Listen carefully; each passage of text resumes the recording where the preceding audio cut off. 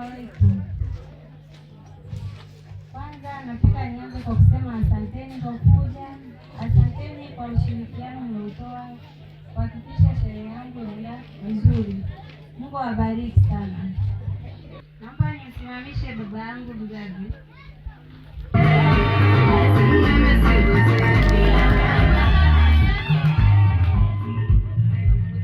Naomba tuchukue sekunde moja au mbili kumkumbuka mamangu mzazi.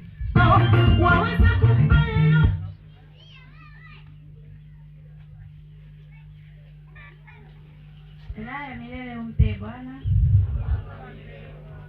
apumzike kwa amani. Naomba nimsimamishe mama.